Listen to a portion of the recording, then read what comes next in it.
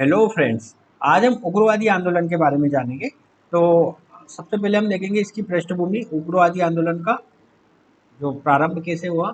जब उदारवादी आंदोलन चल रहा था, कांग्रेस की स्थापना 1885 से लेके 1905 तक उदारवादी आंदोलन चला।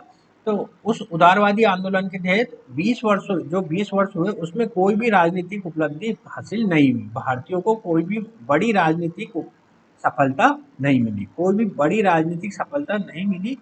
उसी क्रम में क्या होता है कि उग्रवादी विचारधारा का जन्म होता है ना। उग्रवादी विचारधारा का जन्म होता है और ब्रिटिश न्यायप्रियता में लोगों का विश्वास कम होने लगता है। जो उदारवादी नेता थे वो ब्रिटिश न्यायप्रियता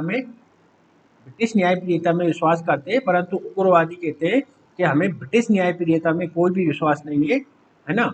तो इसी क्रम में उग्रवादी आंदोलन का जन्म होता है। इसके प्रमुख नेता लाला लाजपत राय, बाल गंगाधर तिलक, विपिन चंद्र पाल और अरविंद घोष आदि है ना। इसके प्रमुख नेता लाला लाजपत राय, बाल गंगाधर तिलक, विपिन चंद्र पाल और अरविंद घोष हैं। अब जो उग्रवादी आंदोलन के उदय के कारणों को हम देखें तो सबसे पहला कारण ये माना जाता है कि जो ब्रिटिश औपनिवेशिक चेहरा उजागर होने लगा था, है ना। 1905 आते आते हमको ब्रिटिश औपनिवेशिक चेहरा उजागर होने लगा था।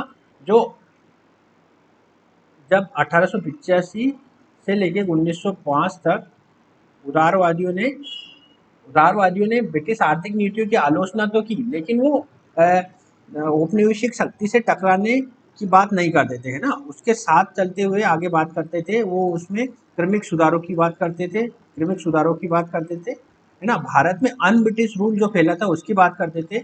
और ब्रिटेन में जाके भारत में जो ब्रिटिश रूल चल रहा है उसके तहत वो कहते थे कि भारत में जो अन ब्रिटिश रूल चल रहा है उसको समाप्त किया जाए और ब्रिटिश रूल की स्थापना की जाए, अर्थात लोकतंत्र, समानता, स्वतंत्रता की चीजें प्रदान की जाए। लेकिन जब 20 साल तक कुछ भी हासिल नहीं हुआ तो हम भारतीयों को औपनिवेशिक चेहरा उजागर हो गया कि जो ब्रिटिश शक्ति है ये भारत का शोषण करने के लिए भारतीयों को इससे कोई उम्मीद नहीं लगानी चाहिए। अर्थात न्याय की उम्मीद खत्म हो गई। अब किसी तरह की ब्रिटिश न्यायप्रियता में विश्वास नहीं हुआ। इसी क्रम में क्या हुआ कि तिलक पर राजद्रोह का केस भी हुआ, है ना। तिलक पर राजद्रोह का केस हो गया, है ना। तो राजद्रोह का केस कब हुआ था? 1897 में हुआ था, है ना। इन्होंने अपने केसरी नामक एक पत्रिका में लेख लिख दिया था, तो उसको राजद्रोह के नाम से ये चलाया गया था। तो इससे भी लोगों में आक्रोश फैला, है ना। उग्रवादी आंदोलन को प्रोत्साहित करने में ये भूमिका भी काफी देखी जाती है। सामाजिक धार्मिक सुधार आंदोलनों ने भी काफी सामाजिक धार्मिक सुधार आंदोलनों ने भी उग्रवादी आंदोलनों को प्रोत्साहित करने में मदद की। कैसे की? स्वामी विवेकानंद ने ये कहा कि लंबी से लंबी रात्रि अब समाप्त होने वाली है, अर्थात ये कहा कि हमें स्वतंत्रता के लिए प्रयास करना होगा, है ना। स्वतंत्रता के लिए प्रयास करना होगा। लंबी से लंबी रात अब समाप्त होने वाली है ना। काली रात समाप्त होने वाली है, अर्थात भारत को दुखों से मुक्ति मिलने वाली है ना। अरविंदो घोष ने कहा स्वतंत्रता हमारे जीवन की सांस है, स्वतंत्रता हमारे जीवन की सांस है, अर्थात हमको स्वतंत्रता चाहिए, है ना। हम ब्रिटिश औपनिवेशिक शक्ति के अधीन नहीं रह सकते, ब्रिटिश के अत्याचारों को नहीं सह सकते। उसी क्रम में अरविंदो घोष ने स्वतंत्रता की बात कही। स्वामी दयानंद सरस्वती ने भी आर्य समाज के अंतर्गत बहुत सारी बातें कही थी, जैसे स्वदेशी पर बल दिया था उन्होंने। स्वराज स्वराज शब्द की मतलब स्वराज पर बल दिया था।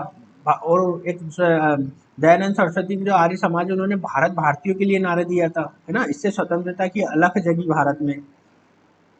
इसी जो इस दौरान क्या हुआ, अंतर्राष्ट्रीय घटनाक्रम भी चल रहा था। 1896 में इथोपिया, है ना, इथोपिया ने इटली को हरा दिया, है ना, इटली को हरा दिया।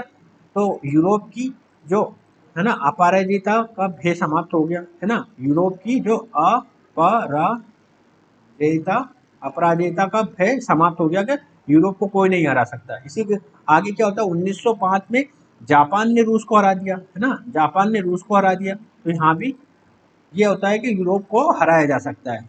इससे क्या हो गया, भारतीयों के मन में भी आशा बनी कि ब्रिटिश औपनिवेशिक शक्ति या ब्रिटिश जो यूरोपीय है उनको हम हरा सकते हैं। कर्जन की नीतियां भी काफी उत्तरदायी रही। कर्जन ने विश्वविद्यालय अधिनियम लाया, है ना। इससे क्या हुआ, सरकारी हस्तक्षेप बढ़ा, है ना।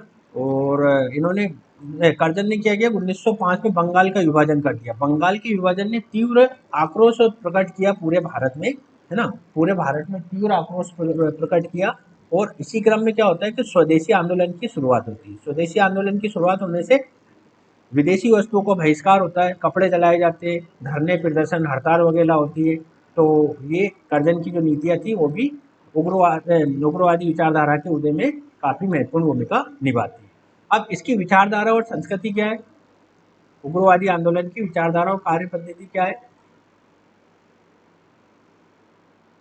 इस विचारधारा से जुड़े लोगों ने कहा कि मुक्ति स्वयं के प्रयत्नों से होगी, है ना, किसी दूसरों के प्रयासों से नहीं होगी, हमें अपने स्वयं स्वयं के उद्धार के लिए खुद प्रयास करना होगा, है ना। और इस विचारधारा के लोग ब्रिटिश शासन से घृणा करते थे, है ना, जबकि आपने देखा होगा कि उदारवादी लोग ब्रिटिश न्यायप्रियता में विश्वास करते थे।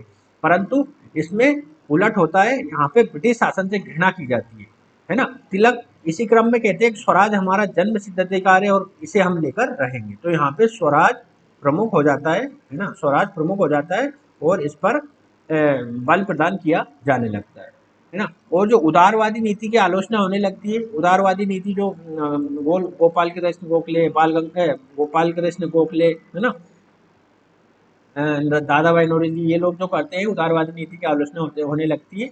और जो कांग्रेस, है ना, कांग्रेस का जो वार्षिक अधिवेशन होता था, है ना, कांग्रेस का वार्षिक अधिवेशन, आईएनसी का जो वार्षिक अधिवेशन होता था, उसको बाल गंगाधर तिलक ने त्रिदिवसीय छुट्टियों का आयोजन कहा, है ना, त्रिदिवसीय छुट्टियों का आयोजन कहा और कहा कि यदि वर्ष में हम एक बार एकत्रित होंगे, एक बार मेंढक की तरह बोलने से कुछ भी प्राप्त नहीं होगा, है ना। 3 दिनों तक ये होता था, आईएनसी का सेशन होता था। तो तिलक ने इसी क्रम में कहा कि 3 दिन में मेंढक की तरह चिल्लाने से कुछ नहीं होगा, हमें वर्ष भर संघर्षरत रहना पड़ेगा ब्रिटिश विचारधारा के विरुद्ध, ब्रिटिश औपनिवेशिक शक्ति के विरुद्ध, तभी हमको स्वराज की प्राप्ति होगी, तभी हमको स्वराज की प्राप्ति होगी। इसकी कार्य पद्धति के तहत विदेशी वस्तुओं का बहिष्कार किया जाने लगा, है ना, विदेशी वस्तुओं का बहिष्कार किया जाने लगा और स्वदेशी पर बल दिया जाने लगा। स्वदेशी पर बल दिए जाने के क्रम में विभिन्न माचिस उद्योग, साबुन उद्योग जैसे स्वदेशी संस्थाओं की स्थापना भी हुई। इसकी कार्य पद्धति निष्क्रिय प्रतिरोध पर आधारित है। निष्क्रिय प्रतिरोध मतलब धरना प्रदर्शन बहिष्कार ये किया जाता था, है ना, धरना प्रदर्शन बहिष्कार हड़ताल ये चीजें की जाती थी, है ना। अगर इससे इस निष्क्रिय प्रतिरोध से हम हिंसा के तत्वों को अगर हटा दें, हिंसा के तत्व जैसे जिससे हिंसा होती है अगर वो चीजें हटा दें, तो ये गांधीवादी विचारधारा बन जाएगी, है ना, गांधीवादी विचारधारा बन जाएगी जिसमें अहिंसा के तत्व, अहिंसा के तत्व अनिवार्यता शामिल थे, है ना। गांधीवादी अगर विचारधारा को देखना हो तो वो हम आगे पढ़ेंगे, परंतु गांधीवादी विचारधारा में और ये इस निष्क्रिय प्रतिरोध की विचारधारा में मात्र इतना सा अंतर है कि निष्क्रिय प्रतिरोध की जो विचारधारा है इसमें हिंसा हो सकती है, परंतु गांधीवादी विचारधारा में हिंसा का कोई स्थान नहीं है, अनिवार्यता अहिंसा शामिल होनी चाहिए गांधीवादी विचारों में, ठीक है। तो ये हो गया। अब मूल्यांकन को अगर हम देखें तो योगदान और सीमाएं हम देखेंगे। योगदान क्या रहा उग्रवादी आंदोलन का, इसने जनशक्ति पर बल दिया, है ना, व्यापक स्तर पर जन आंदोलन जन चेतना के प्रसार में बल दिया, राजनीतिक संघर्ष की नवीन पद्धतियों को लोकप्रिय बनाए जैसे धरना प्रदर्शन हड़ताल, ये नई पद्धतियां विकसित हुई राजनीति की।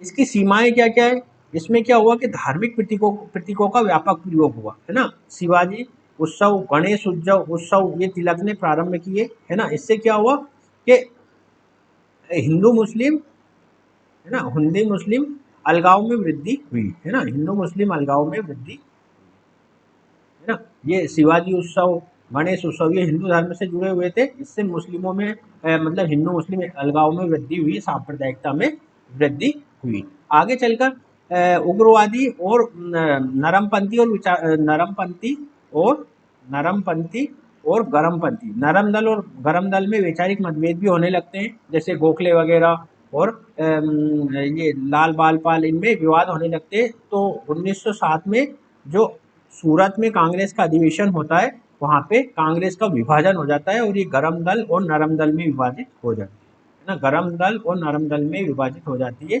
इसका फायदा किनको मिलता है, इसका फायदा ब्रिटिश औपनिवेशिक शक्ति को मिलता है, मतलब ब्रिटिश सरकार को मिलता है और वो जो विद्रोह चल रहा था इसका दमन करने में सफल हो जाती है। ठीक है, तो आगे के बारे में हम नेक्स्ट वाले वीडियो में देखेंगे। तब तक के लिए नमस्कार।